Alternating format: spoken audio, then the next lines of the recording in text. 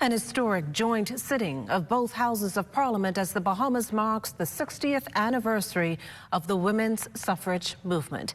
As Fern Carey tells us, the proceedings saw women taking center stage and in doing so, honoring a female trailblazer in the political arena.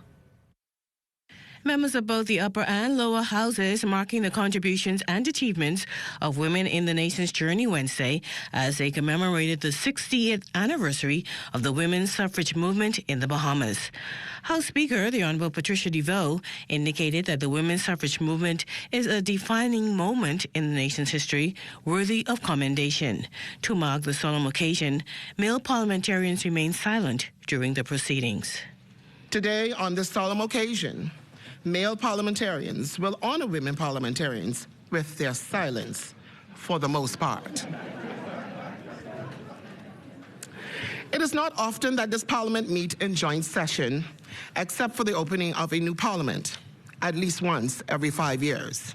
But this joint session is different. The last time this parliament agreed to and met in a joint sitting like this one was November 26, 2012, some 10 years ago. The subject matter on that occasion was similar to the subject of our discussion today. That is to say, we have assembled to pay tribute to the contribution of women in this Commonwealth of the Bahamas. Senate President, the Honorable J. Lachelle Adderley, highlighted the historic feats of women who, in their quest for justice and equity, led the way to the ballot box. She also cited the contributions of females who continue to advance the country's economic, political, and social justice landscapes, notably the first woman elected to Parliament, Dame Janet Boswick, and the first woman who registered to vote, Ruby Ann Dowling, and all women in their quest for justice and equity.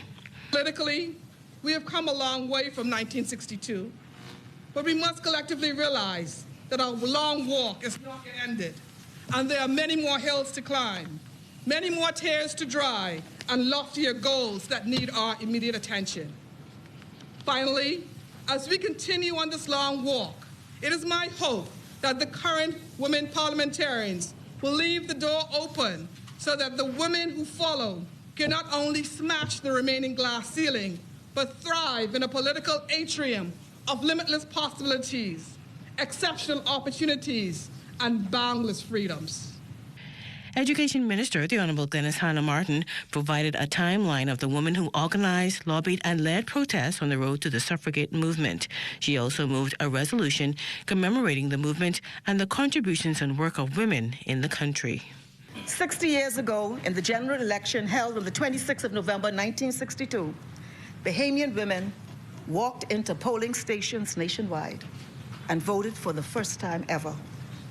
This triumphant manifestation was the consequence of years of struggle and the result of uninterrupted determination of women from all walks of life.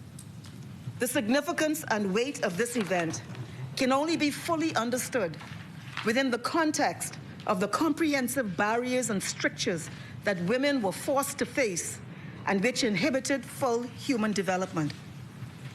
The suffragette movement was a fundamental human rights movement, a social justice necessity. Outstanding women sitting in the public gallery were also recognized, including former Governor General Dame Marguerite Pinling, former Deputy Prime Minister Cynthia Mother Pratt, the wife of the Prime Minister Anne Marie Davis, and the wives of previous Prime Ministers, among others. For the Bahamas Tonight, I'm Fern Carey.